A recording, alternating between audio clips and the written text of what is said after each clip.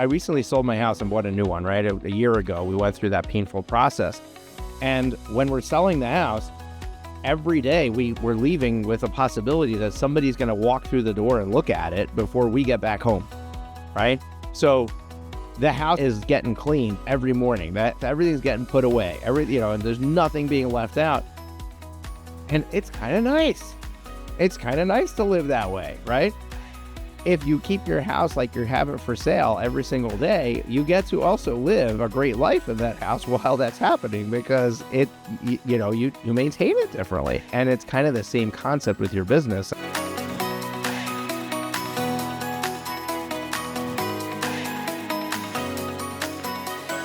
Well, hello and welcome to another guest interview here on the Profit with Love podcast. I'm your host, Moshe Amsel, and we're going to be diving into something different. Actually, we have had a few people on the podcast talk about this topic, but it never gets old. And we come at it from another view and really hone in on it. I think that this is something that's really important. It's something people need to be thinking about, need to be considering, not when it's time, but long before it's time. And that's basically, what is your plan to exit, right? Like, what's your plan to leave the firm? What are you going to do? Are you going to sell it? Are you going to close it? Are you, is there something else? Are you even ready for what's next? And kind of like when a kid is born, you have to start thinking about what you're going to do to pay for their college. That's really what you need to do when it comes to retirement and exiting your firm. Is we should be thinking about this 20, 30, 40 years before it happens. We all know it's going to happen. It's kind of like your birthday. It happens every year, right? You know it's going to happen. So we need to plan for it. We need to think about it. And that's what we're going to be doing today with William Harris, or Bill Harris.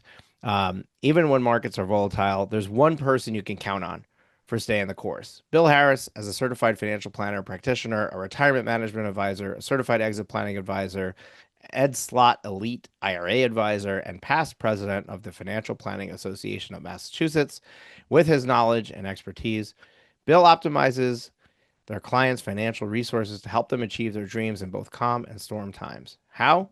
Bill's experience in the financial sector began over 30 years ago.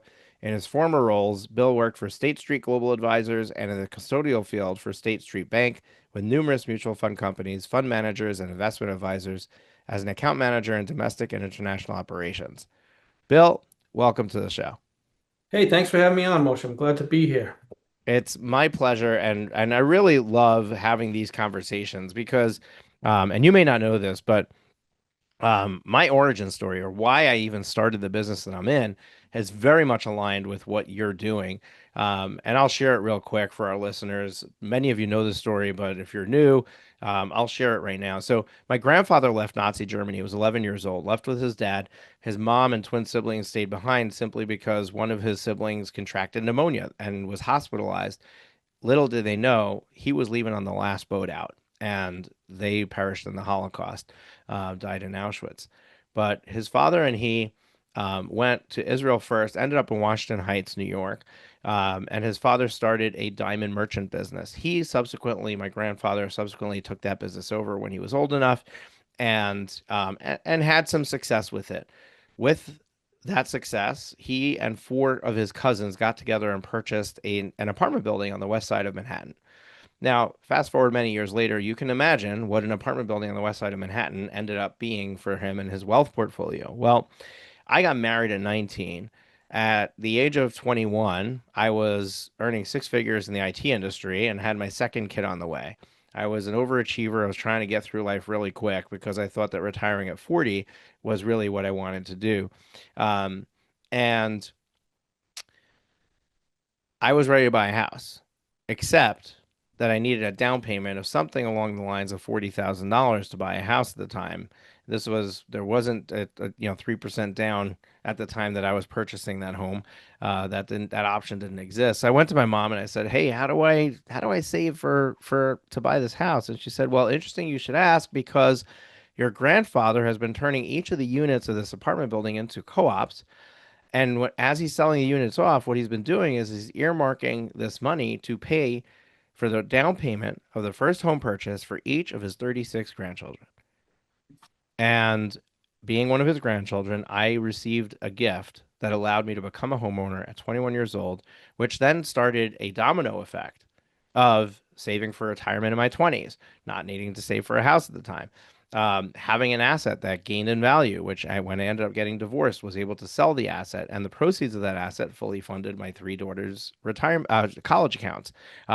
So there was a whole bunch of things that happened because of the gift that I got from my grandfather, and during the period of me going through my divorce, I started reevaluating my whole life and decided I didn't want to be known for resurrecting servers in the middle of the night.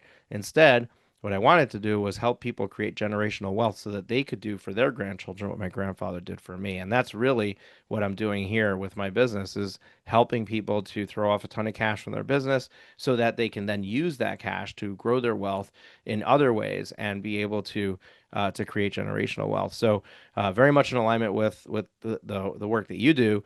And I'm curious to know your story of how you got into it. But I love these conversations and these topics for many reasons, but that being the most is that it's really in alignment with why I'm here every day. Yeah, I'll kind of get into mine. First of all, that's a great story. I don't know what's more impressive, 36 grandchildren or the fact that he provided for all of them. It's just an amazing story. So Yeah. often when I give a presentation like this, I like to talk about two bazillionaires from the Gilded Age. One was by the name of Rockefeller, one was by the name of Vanderbilt. And the Vanderbilt, they made billions back in the day, and it was lost within a generation or two, like completely gone. Whereas the Rockefellers planned and crafted and set up trusts and all that kind of stuff, and their money is still around today. And the amount of money they've given to charities and their families and stuff like that is just impressive. So again, the preparedness is just an important piece for this. So our firm over time, we're a wealth management firm. We do a lot of work with widows, and as you can imagine, we've come across a fair number of widows that their husband passed away and he ran a business, and now all of a sudden, it could be a widower or a widow, but I'm just going to stick to the she because usually men die Right. before women, statistical fact, and oftentimes they're just thrown into this business that they've never had any part of. So we started to be proactive and started, we work very closely in our regional area. We're up by Cape Cod, Massachusetts, and we work with a lot of business owners. And so one of the kind of, just missions that we're on right now is to make sure that people are prepared. And I've certainly seen a lot of businesses be sold, and I've seen businesses just fold. And I know you do a lot of work with law firms. A lot of lawyers just close up shop when they're done. And it doesn't have to be that way. So it's kind of our mission is to kind of go out and get people prepared. So, why do you think that people just close up shop? Like, do they not think they have something of value to sell? Do they just not prepare to do that? What do you think is the reason that when they're at the end that they're done with their legal work, they're ready to move on, that it's just, hey, we're just going to close the doors. Yeah, I think it's check, check, and check. I think it can be any one of those. I think the first thing is some people just undervalue what they have and they don't realize how important it is. And then I think we'll get into this a little bit, but when you're getting ready to sell a business and you're thinking long term, if you're creating a business that has repeatable income, the business becomes more valuable. And so I think if you're building a business with that thought in mind, the business is going to be worth more. I always like to say exit planning is business planning. Right. And a lot of businesses, I think when you start to work through that, they end up, when they start to build up that enterprise value in the business, a lot of times they're staying on a little longer because they realize, one, they're having more fun and their business is just worth a lot more. Right. I had this conversation with another recent podcast guest, and it basically, when there's two things that drive the value, and one of them is the business not needing you, right? And if the business needs you, then any buyer is going to have to look and say, okay, what's it going to take to replace you? And if replacing you might not even be with a level of confidence that the replacement's going to be able to do what you were able to do, then there's a significant amount of risk that they're taking on. So it's not just the dollar amount of what that's going to cost, but it's also the risk that it carries, and that is going to affect negatively affect the price. So one of the things that you need to do is get yourself separated from any of the operations of the business. and that creates a better life for you, right?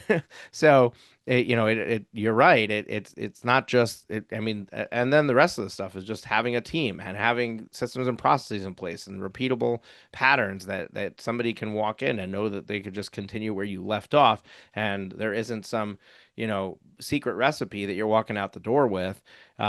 Really is key to unlocking that enterprise value. And then obviously, having a nice profit margin is the ultimate goal that is going to drive it. But then ultimately, when you have a nice profit margin, then you're reaping the rewards.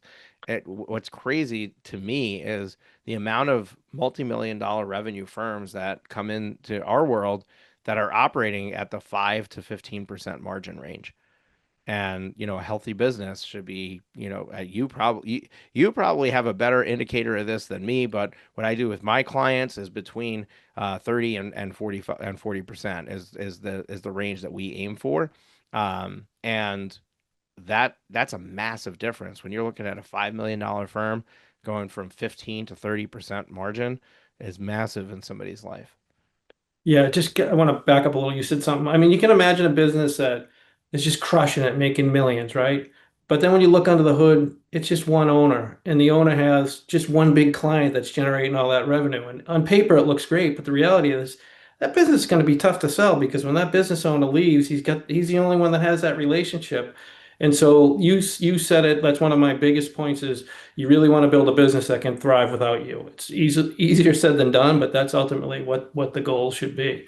You had talked about best in class profit margins and stuff like that. That's one of the things we look at. You one of the steps you want to go through when you're doing this is benchmarking yourself and having that benchmark to know like, hey, our profit margin is I'll make up numbers. We're at 15%, but the best in class is at 25%. That profit gap is like 10, right? You're like way behind the rest of your industry. So it's all right, how do we build this up to get to be best in class? And so a profit gap is one of the most important things someone getting ready to sell should know about. Yeah, and to your point, what the line you said, which I want to use and repeat over and over to everybody that I talk to, exit planning is business planning. Is that what you said? Yeah, exit planning is good business planning. Is good business planning, right? So, yeah, and going back on that, like it's getting yourself extricated from the business, getting your profit margins to be best in class, repeatable business, not having all your eggs in one basket with one customer or with one employee, or all of those things are the things that are going to increase the enterprise value, unlock the potential for you, but also will make your business better today while you are the owner. And that's the thing is like so many people, they start listening to a podcast like this and they're like, oh, I'm not anywhere close to even thinking about selling my business. This is not relevant to me. It is highly relevant to every business owner because if you run your business as if it's always for sale, it's kind of like our house, right? I recently sold my house and bought a new one, right? A year ago, we went through that painful process.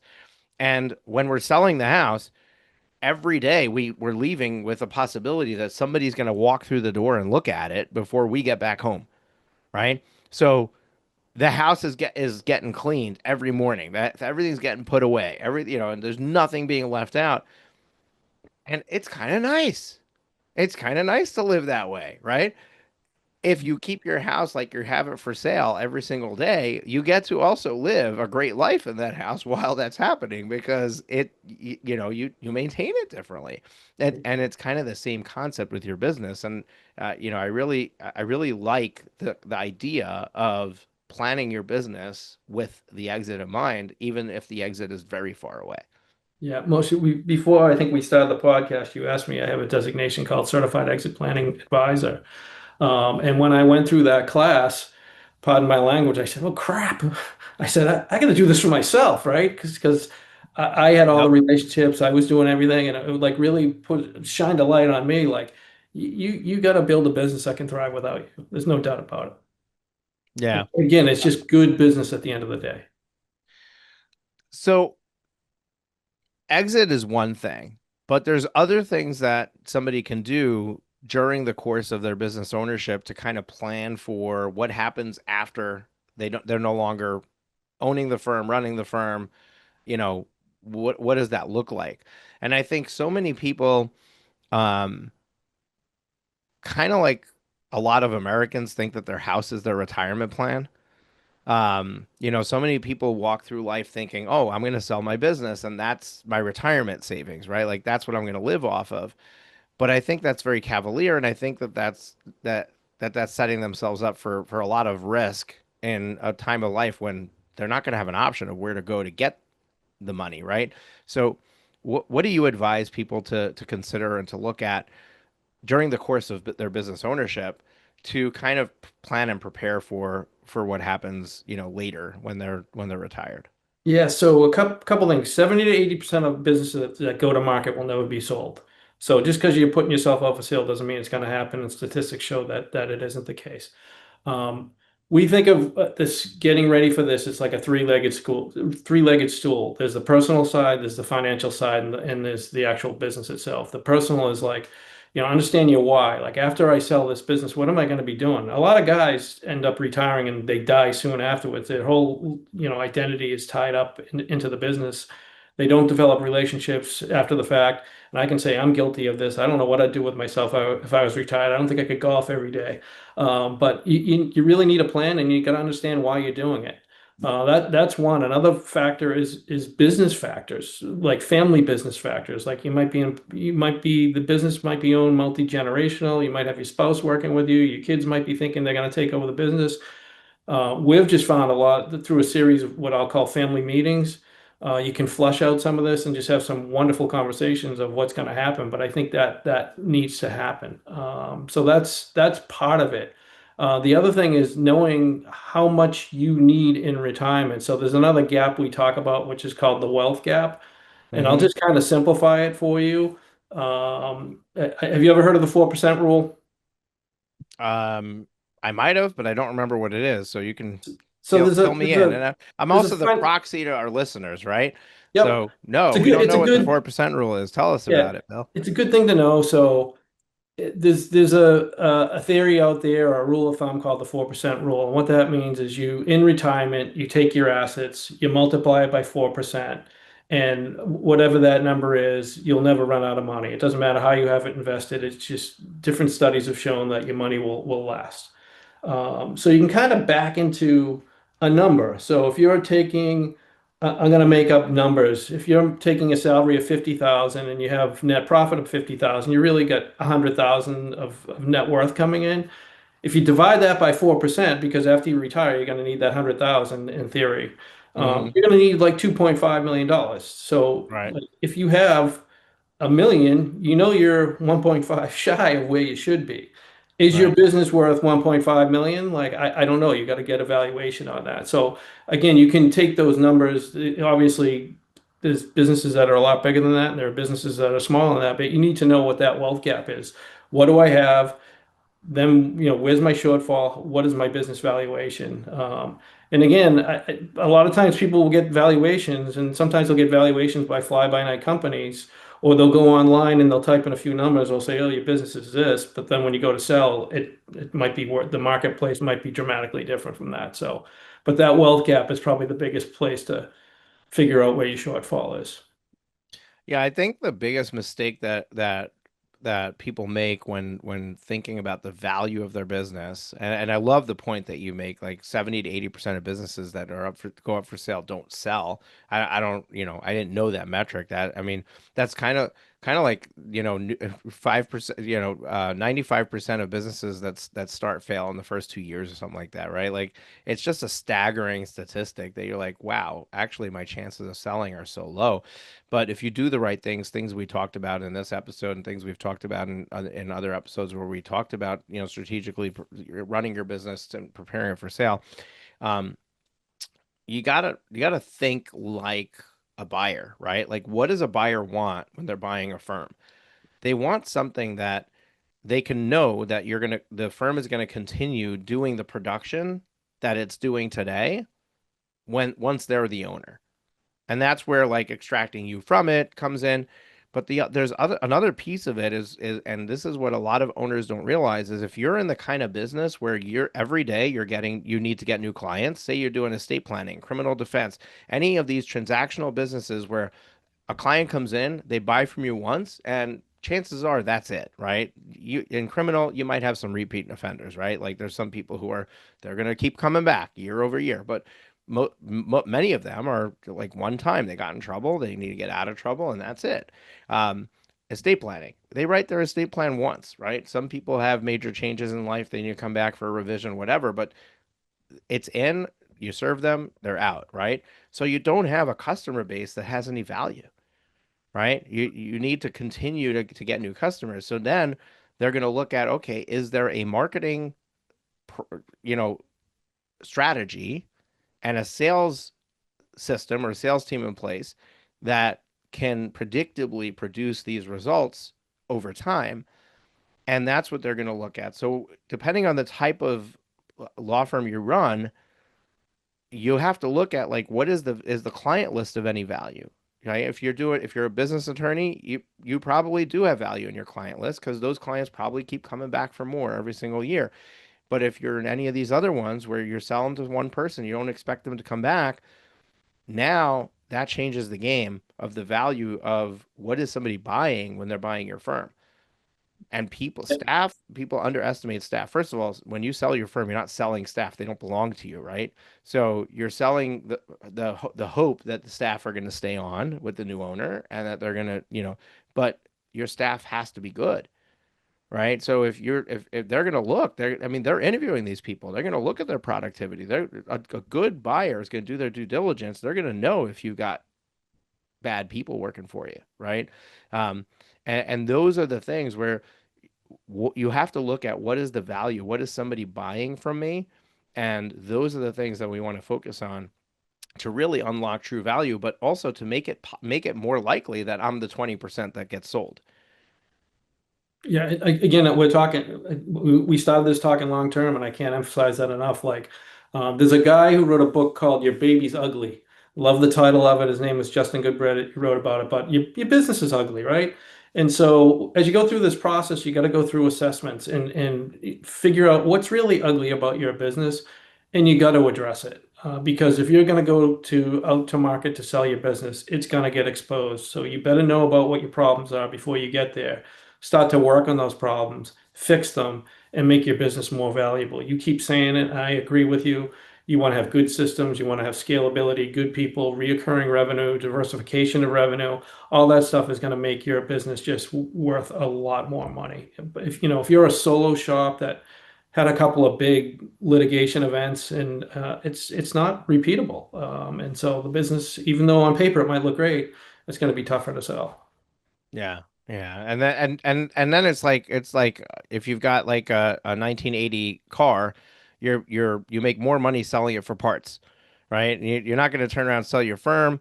You'll sell your client list to one person who wants those relationships to see if there might be something there. You'll sell your office furniture to a second, and that's basically it. Like, you're not going to get that enterprise value. You're not going to be able to do one transaction, sell the business where it continues to run under somebody else's leadership. So, Bill, let's just take that step back. So you kind of painted that picture of needing to figure out what your need is, like what are you going to need in retirement, and then figuring out whether your business might be worth that. Let's say that your business is not projected to be worth that, right?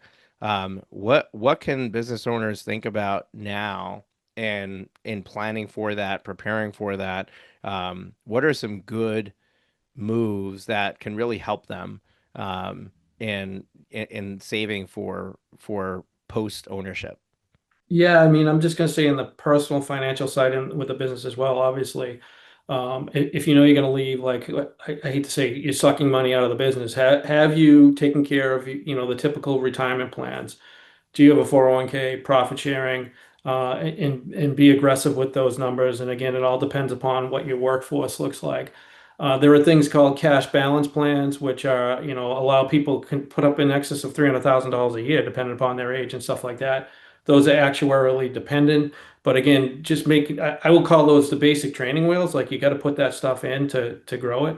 And then again, I think focusing in on the enterprise value of the business and start to build those systems that we talk about and look at the best in class in your industry and what are they doing compared to what you are doing. I've always found people, I call it co-opetition. I've always found other businesses and similar are open to talk. Like, what are you guys doing? What's working? What's other? And benchmark yourself. Find out what's going on. But those would be the two things. It's kind of like, okay, let's make sure we're taking care of the basics and let's also build up the business. I think another thing that gets neglected a lot is people throw a lot of money into defined contributions and defined benefit plans, what I'll call qualified plans, but they don't put money in other, what I'll call taxable brokerage bucket as well. And people understand diversification, but I think diversification across tax strategies is equally important. And I always cringe when someone comes into my office and they have a giant 401k and nothing else. Because we know that spend down is going to happen quick because taxes are going to be due when that money comes out. So I think having a plan, a personal financial plan, this is the space that I like working in, getting people prepared for that. You just there's no downside to prepping in that area. Yeah, and I think and we could be spinning wheels a little bit too fast for some of our audience who doesn't isn't familiar with all this stuff, but I'm a tax accountant, so definitely, we're speaking the same language. But what people don't realize is the 401k has required minimum distributions, right? So if you do a great job and beef up that 401k and now you go into retirement and it's got 3 million in it, like you're going to be required to pull out money from there that's considered income. That's going to force you into a tax bracket where, maybe you're now being taxed on your social security income. Maybe you're now being taxed at a higher level when you have capital gains. Um, you know, a lot of different things now move in tandem with that, and you have no control over it. One of the things that I love is diversifying between your IRA and your Roth IRA. So one of the things that you want to try to do is to get some money into a Roth because there aren't any required money minimum distributions there, and that is tax free. So on years where you don't want to draw down as much on your 401k, or you have a tax strategy you're trying to achieve, you can then pull from a Roth and and not have it affect it. And there's a lot of other things, and I'm sure we can go down many different rabbit holes here, but I think even and anybody in $10 million of revenue or less, um, you're going to get to a point where you have a significant enough amount of income that you're like, okay, I want to try to protect some of this from taxes. I want to plan for the future. Those cash balance plans are awesome. I mean, $200,000-300,000 you can put away towards your retirement. You can't do that in a 401k.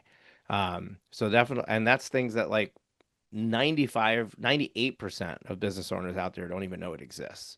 So I'll that's tell you a the fun story. We had an attorney later in life. He got a huge referral fee, and we set up a cash balance plan. We were able to shelter all of it, so it's been kind of nice.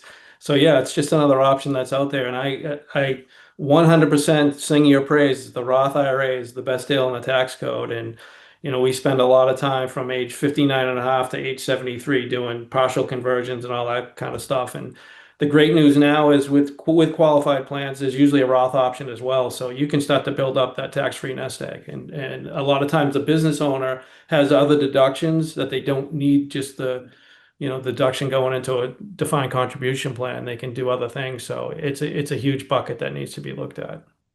Yeah. There's other things that law firm owners have. One thing that they have that nobody else has is being able to participate in mass torts. And it's probably something you're probably not even familiar with, Never heard which of is, it. yeah. So basically, um, attorneys get together in these consortiums and they pool their funds to market for a mass tort. So you've probably seen on TV like advertising for have you been exposed to or diagnosed with mesothelioma, right? Campbell Zoom. Yeah, Camp Lejeune is a big one, right? Those are mass torts. And all of those ads are being paid for by groups of attorneys that have come together to kind of find people that are part of that. And by signing you up through that, there's a percentage of that they're getting. And essentially, what they do is the amazing thing is that you can put $100,000 of money into one of these consortiums and it's marketing. It's a business expense in the current year. And now it takes 3, 4 years, 5 years, but what then it starts paying out. And obviously they need to pick the right cases, whatever. There is risk, but the payoff is significant. I mean, I've seen clients get 4x, 5x return over the course of 4 or 5 years, where and currently you get 100% write off of the money you're putting in. So essentially, if you think about it this way, if you're paying 40% in taxes, right? You're making a lot of money. You're paying 40% in taxes, federal and state. You put $100,000 into this. You just risked 60,000, not 100,000. So you have a lower risk investment, and then at over time it can pay out.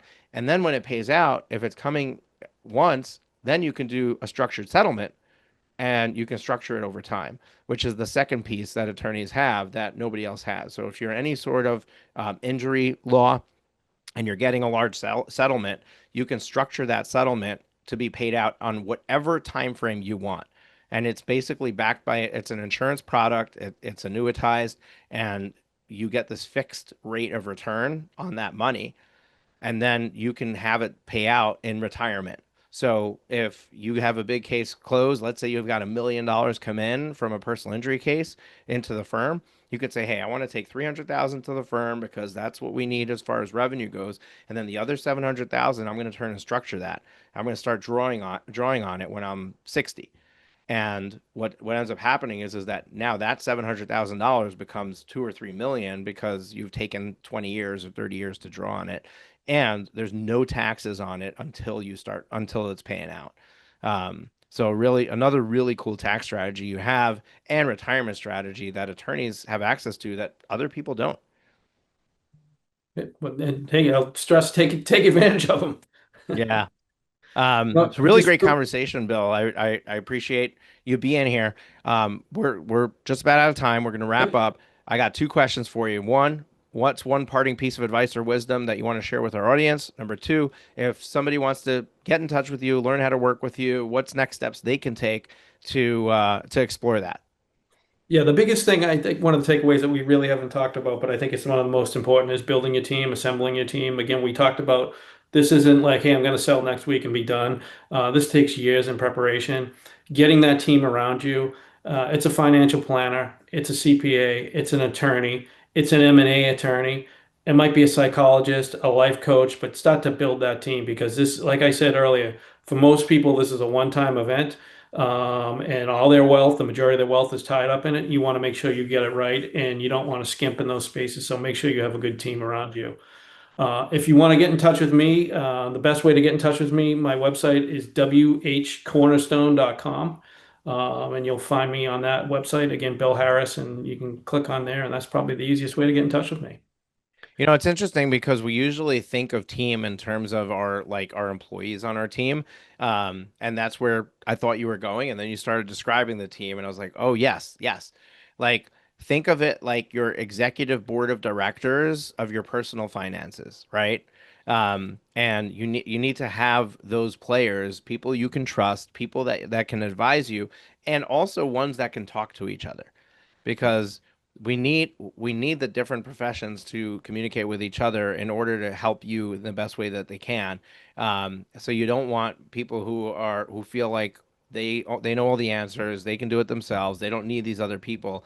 And when you assemble the right people, you'll be using the same provider over a course of 15, 20 years, and they won't steer you wrong if they're good. So really vetting them, vetting the right people, and just creating that relationship. Even if you don't have a lot that you need them for today, that time will come, and continuing to educate yourself in the process, right? Like, there's so much opportunity to just be able to go out there and learn and understand what's there.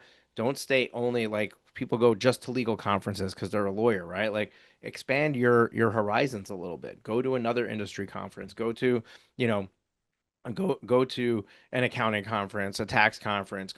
Go and just learn a little bit more of what the whispers are on the street, what the opportunities are, and then ask your provider, hey, can I, am I eligible to do this? Can I participate in this kind of thing? I heard about this. Can I do this? And let them research that, get back to you, answer your questions.